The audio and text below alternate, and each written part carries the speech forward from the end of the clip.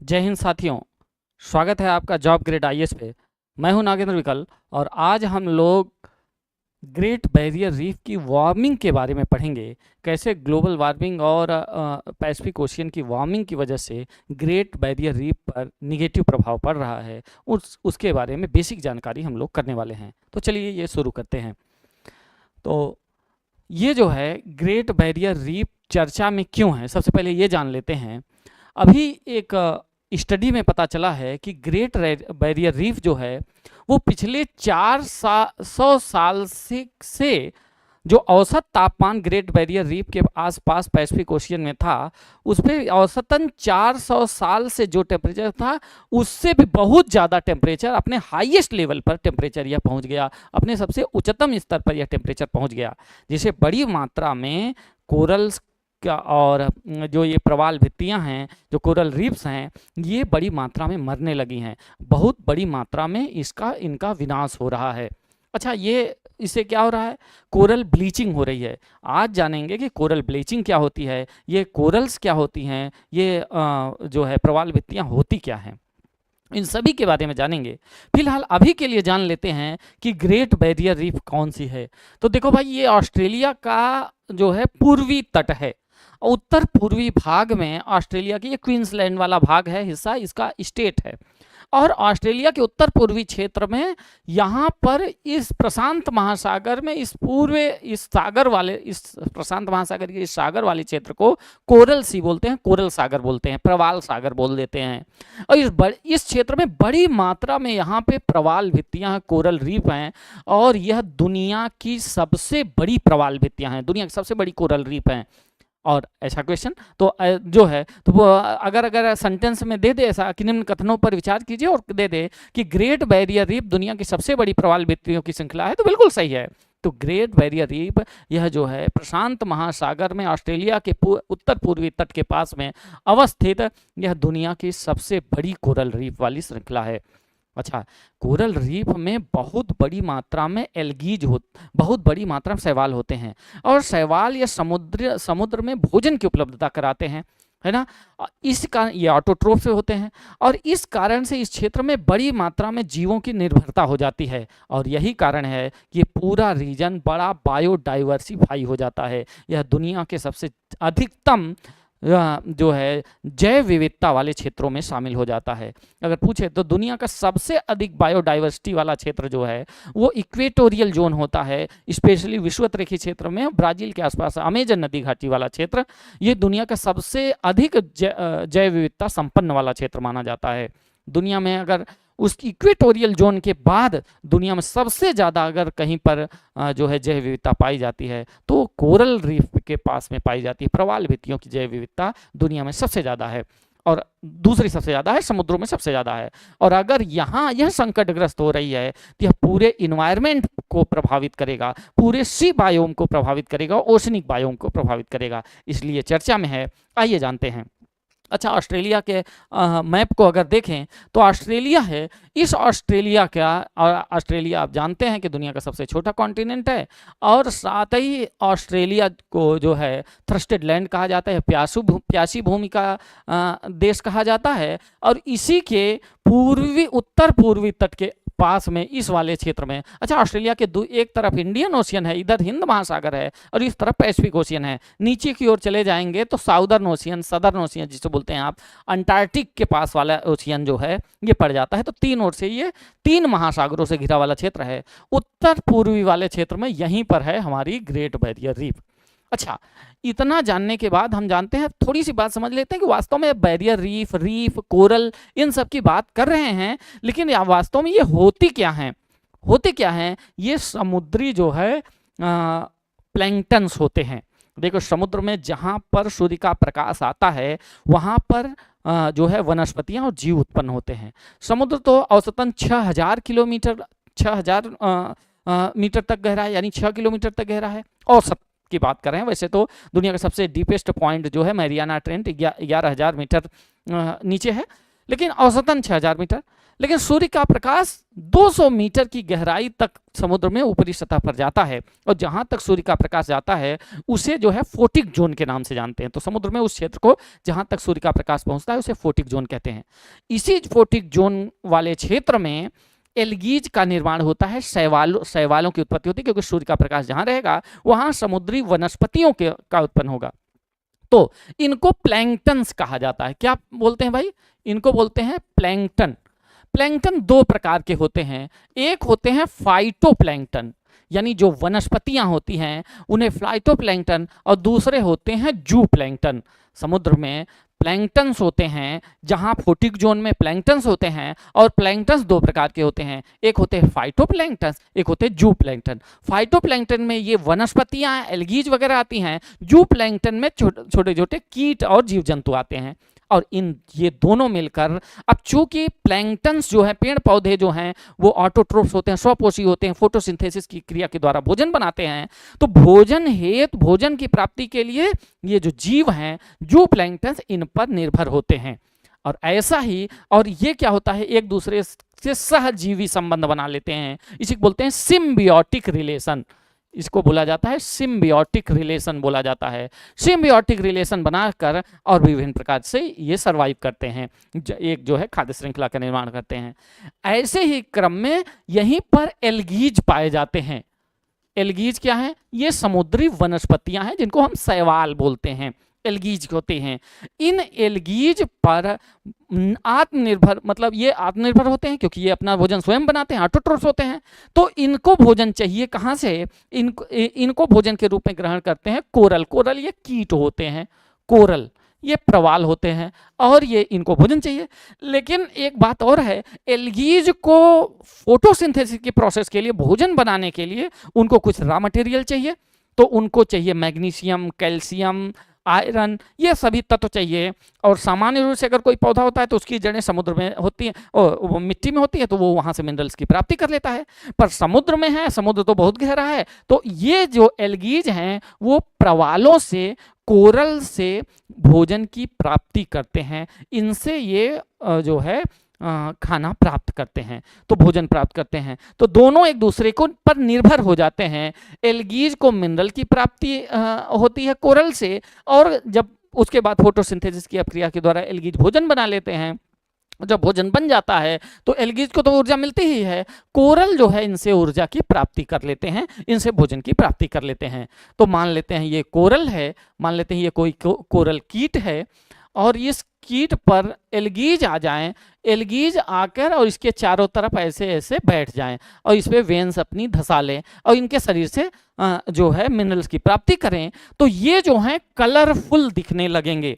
तो दोनों एक साथ सहजीवी संबंध बना लेंगे, इसी को कहते हैं सिम्बियोटिक रिलेशन। तो जब दो जीव आपस में जो है निर्भर होकर एक दूसरे के साथ सहायता करते हुए जीवन को जो है चलाते हैं, तो उसे सिम्बियोटिक रिलेशन कहते हैं। तो ऐसे ही कोरल और एल्गीज मिलकर सिम्बियोटिक रिलेशन के साथ मिलकर जो है जीवन बिताते हैं, इसे ही प्रवाल भित्ति या कोरल रीफ कह दिया जाता है। आप देख पा रहे होंगे ये समुद्री सतह है, ऊपर माउंटेन्स हैं, नीचे की ओर आए उसके ऊपर जो है ऊपरी सतह पर फोटिक जोन में, तो ये जो है इस तरह की जो वनस्पतियां दिखें, तो ये जो हैं प्रवाल भित्तियां हैं, कोरल भित्तियां, कोरल रीफ्स हैं। अब बहुत कलर के होते हैं, चूंकि ये रंग बिरंगे होते हैं, कोई हरा होता है, कोई ब्राउन होता है, कोई एल्गीज जो है लाल होता है, रेड कलर का होता है।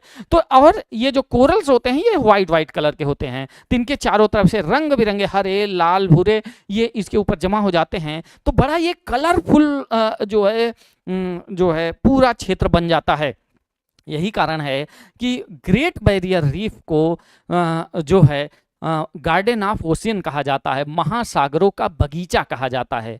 और ग्रेट बैरियर रीफ ऐसी प्रवाल भित्तियां हैं, और चूंकि खूब ज़्यादा निर्भर हो जाते हैं आप छोटे जीवों को, इन प्रवाल्स को, कोरल्स को खाने के लिए छोटे छोटे जीव आ जाते हैं, कीट आ जाते हैं, और इन कीटों को खाने के लिए जैसे झींगा जैसे प्रॉन जैसे जीव आ जाते हैं, इन झींगों को खाने के लिए छोटी मछलियाँ आ जाती हैं, छोटी मछलियों को खाने के लिए बड़ी मछलियाँ आ जाती हैं। इस प्रकार से बड़े जीवों की उत्पत्ति हो जाती है। तो यहाँ देखेंगे झींगे हैं, मछलियाँ भित्तियां हैं, प्रवाल हैं, यानी बड़ी प्रकार की वैरायटी ऑफ जो है स्पीसीज का जो है ये स्थायी निवास बन जाता है। इस कारण से ये बड़ा बायोडाइवर्सिटी रिच क्षेत्र बन जाता है। और दुनिया का सबसे बड़ी ऐसी प्रवाल भित्ति जो है वो हमारे ऑस्ट्रेलिया के पास में ग्रेट बैरियर रीफ के नाम से जानी जाती है।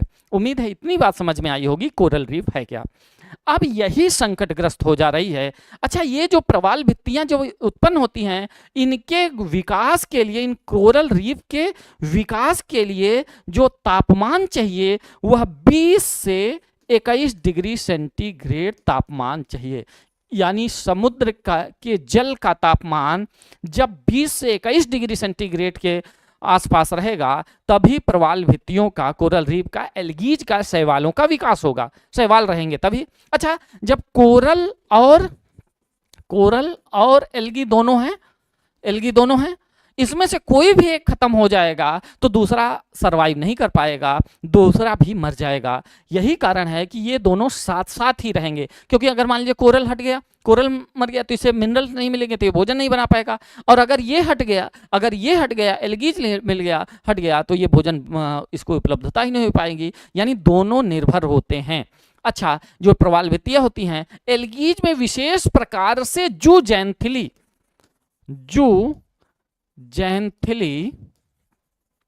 ये एल्गीज का एक प्रकार है। जूजेंथिली एल्गीज जो हैं, जूजेंथिली शैवाल जो हैं, वह जो है कोरल के साथ सिम्बियोटिक रिलेशन बनाते हैं। और यह जो है टेम्परेचर, जल का तापमान जो है 20 से 21 डिग्री सेंटीग्रेड होना चाहिए। यही कारण है, यही रीजन है कि ये जो एल्गीज का विकास होता है ये ट्रॉपिकल एरियाज में ही होता है, ट्रॉपिकल जोन में ही होता है। तो आप देखेंगे 30 डिग्री उत्तरी अक्षांश से लेकर 30 डिग्री दक्षिणी अक्षांश के मध्य में, इसी क्षेत्र में, समुद्री क्षेत्र में ही एल्गीज का विकास होगा। यानी इसके ऊपर जब जाएंगे, 30 डिग्री के ऊपर जाएंगे, 60 डिग्री 90 डिग्री के आसपास, यहाँ टेम्परेचर, जल का टेम्परेचर, समुद्री टेम्परेचर बहुत कम हो जाएगा, 20 से कम हो जाएगा। इस कारण से यहाँ इन क्षेत्रों में भी एल्गीज का विकास नहीं हो पाएगा। ऐसे ही दक्षिण में जाएंगे तो नहीं। इसी क्षेत्र में आप देखेंगे 30 डिग्री उत्तरी से, उष्णकटिबंधीय क्षेत्र बोलते हैं इनको, ट्रॉपिकल जोन बोलते हैं, 30 डिग्री उत्तरी से 30 डिग्री दक्षिणी के मध्य ही दुनिया की समस्त प्रवाल भित्तियां पाई जाती हैं। अगर ऑस्ट्रेलिया में भी देखें तो आप देखेंगे कि ऑस्ट्रेलिया के उत्तरी इलाके में यहीं से 23.5 डिग्री दक्षिणी अक्षांश रेखा गुजरती है, यानी ट्रॉपिक ऑफ कैप्रिकॉर्न गुजरती है। 23.5 डिग्री दक्षिणी अक्षांश रेखा यानी ट्रॉपिक ऑफ कैप्रिकॉर्न यहीं मध्य भाग से गुजरती है। इसके ऊपर वाले यानी यहाँ से लगभग 30 डिग्री यहाँ पर होगा, तो इसके ऊपर ही ये कोरल रीफ पाई जाती हैं, यहीं पर इसके ऊपर ही ये प्रवाल भित्तियाँ पाई जाएंगी। तो उम्मीद है ये बात आपको समझ में आई होगी। अब क्या होता है, अब किसी भी कारण से, पोल्यूशन से, टेम्परेचर डिफरेंसेस थे, ग्लोबल वार्मिंग के कारण अगर यह टेम्परेचर 20 से 21 डिग्री से ज़्यादा हो गया, अगर कहीं ये 24 डिग्री 23 डिग्री हो गया, 24 डिग्री हो गया, तो फिर ये एल्गीज सर्वाइव नहीं कर पाएंगी, ख़त्म हो जाएंगी। अब मान लेते हैं, जैसे ये मान लेते हैं प्रवाल है, अब प्रवाल के ऊपर जो है वो एल्गी, जैसे ऐसे एल्गी छाए हुए हैं तो ये हरे रंग का दिख रहा है। लेकिन मान लेते हैं अगर टेम्परेचर ज़्यादा हुआ और अगर ये मर गया तो केवल ये सफ़ेद कलर का ये दिखता है। और जब ये हट गया, यानी कोरल के ऊपर से अगर एल्गी हट गया और इसके ऊपर से एल्गी अगर हट गया कोरल के ऊपर, तो वाइट कलर के दिखने लगते हैं। इसी घटना को कह देते हैं कोरल ब्लीचिंग, प्रवाल विरंजन। और यह बड़ी मात्रा में जो है ग्रेट बैरियर रीफ ऑस्ट्रेलिया के पास में हो रहा है, जहां बड़ी मात्रा में शैवाल ख़त्म हो रहे हैं, यहां एल्गीज ख़त्म हो रहे हैं और प्रवाल भित्ति पर नकारात्मक प्रभाव हो रहा है। और यह कारण हुआ है पिछले 400 सालों में औसतन समुद्र का तापमान जो है ग्लोबल वार्मिंग की वजह से औसत तापमान जो है बढ़ गया, और ये बढ़ जाने की वजह से और अपने उच्चतम स्तर पर आज पहुँच गया है, जिससे बड़ी मात्रा में जो है वो एल्गीज जो है समाप्त हो रही हैं। और प्रवालों के ऊपर से एल्गीज के हट जाने की घटना ही क्या कहलाती है, कोरल ब्लीचिंग कहलाती है, प्रवाल विरंजन की घटना कहलाती है। तो ये बात भी समझ गए होंगे, ये कॉन्सेप्ट भी समझ गए होंगे आप। तो देखो भाई, हमने दो बातें सीखा। एक बात सीखा कोरल रीफ क्या होती हैं? तो कोरल रीफ प्रवाल भित्तियां समुद्री वनस्पतियां और जीव जंतुओं का एक सिम्बियोटिक रिलेशन है, जो कि समुद्र के 20 से 21 डिग्री सेंटीग्रेड तापमान पे ही होती हैं, और इनका विकास ट्रॉपिकल एरियाज में ही हुआ है, क्योंकि इसी क्षेत्र में वो अनुकूलतम दशाएं उत्पन्न होती हैं। फिर अगर किसी भी कारण से, विशेषकर जो चर्चा में है, वो जो है वाटर के टेम्परेचर के बढ़ जाने के कारण एल्गीज का कोरल के ऊपर से हट जाना, ये घटना जो है कोरल ब्लीचिंग कहलाती है, और यही घटना घटित हुई है, जिसके कारण ये चर्चा में है। तो यूपीएससी के क्वेश्चंस के लिए ये इंपॉर्टेंट हो जाता है। इसी से जुड़ा एक टॉपिक है रेड टाइड क्या होता है, इस कॉन्सेप्ट को भी जान लेते हैं। अब क्या होता है कि कुछ होते हैं फाइटोप्लैंक्टन्स। फाइटोप्लैंक्टन्स क्या होते हैं? माइक्रो एल्गी जो छोटे शैवाल्स होते हैं, छोटे छोटे शैवाल होते हैं। तो ये फाइटोप्लैंक्टन्स जो हैं बड़ी मात्रा में जो है समुद्र में बड़ी मात्रा में बहुत तेजी से विकसित होते हैं। अगर इनको अनुकूलतम दशा मिल गई तो एक थोड़े समय में बड़ी मात्रा में तेजी से एकदम बूम करते हुए, जैसे मान लेते हैं, जैसे आपने देखा होगा कि तालाब वगैरह में जब जलकुंभी आ जाती है, जलकुंभी एक जलकुंभी डाल देते हैं, पता चला 1 महीने के अंदर पूरा तालाब पे वही जलकुंभी छा गई। ऐसी ही घटना अगर समुद्र तटीय क्षेत्र में अगर एल्गीज का बड़ी तेजी से फाइटोप्लैंक्टन्स का बड़ी तेजी से विकास हो गया, और वो अगर जो है लाल कलर के हैं या ब्राउन, जरूरी नहीं कि लाल ही हो, ब्राउन भी हो सकते हैं, जो है वो जो है भूरे कलर के भी हो सकते हैं, लेकिन सामान्यतः रेडिश कलर में होते हैं। तो वो जब बड़ी तेजी से ये प्लैंक्टन्स बड़ी तेजी से रिप्रोडक्शन करते हुए और बड़े समुद्री क्षेत्र में फैल जाते हैं, तो समुद्र का जल का रंग जो है वो लाल लाल दिखने लगता है, और इसी घटना को रेड टाइड कहा जाता है। तो रेड टाइड का संबंध किसी टाइड से नहीं, बल्कि एल्गीज के ब्लूम होने से बड़ी मात्रा में प्लैंक्टन्स के फैल जाने के कारण, समुद्री क्षेत्र में फैल जाने के कारण ये जो घटना घटित होती है, तो उसे ही रेड टाइड कह दिया जाता है। अच्छा, अब थोड़ी सी बात कर लेते हैं भारत की। भारत में प्रवाल भित्तियां पाई जाती हैं या नहीं, ये आप कमेंट बॉक्स में बताएंगे। देखो भाई, भारत में प्रवाल भित्तियां पाई जाती हैं। भारत में सबसे ज़्यादा कोरल रीफ जो है वह अंडमान निकोबार में पाई जाती हैं, और आप जानते हैं कि चूंकि बायोडाइवर्सिटी से रिच क्षेत्र होता है, इसीलिए सबसे ज़्यादा बायोडाइवर्सिटी वाला रीजन जो है यहाँ पे बन जाता है। भारत में सबसे ज़्यादा अगर कोरल रीफ हैं तो अंडमान निकोबार में पाई जाती है। दूसरी सबसे ज़्यादा यहाँ मन्नार की खाड़ी में पाक जल संधि के पास में सर्वाधिक जैव विविधता कोरल रीफ पाई जाती हैं। तीसरी सबसे ज़्यादा जो है लक्षद्वीप में, और जो है इधर खंबात की खाड़ी में ये जो है प्रवाल भित्तियां पाई जाती हैं। तो भारत में भी बड़ी मात्रा में कोरल रीफ प्रवाल भित्तियां पाई जाती हैं, जिसमें सबसे ज़्यादा अगर पूछे तो वह अंडमान निकोबार में पाई जाती हैं। तो उम्मीद है ये बात आपको अच्छी लगी होगी। अगर अच्छी लगी है तो सेशन को शेयर कर देंगे, अपने मित्रों को भी ज़रूर बताएंगे, और लाइक कमेंट करिएगा। अगला टॉपिक कौन सा चाहते हैं जिस पर आप अपना कॉन्सेप्ट बनाना चाहते हैं, कमेंट बॉक्स में लिखिएगा। बहुत बहुत धन्यवाद।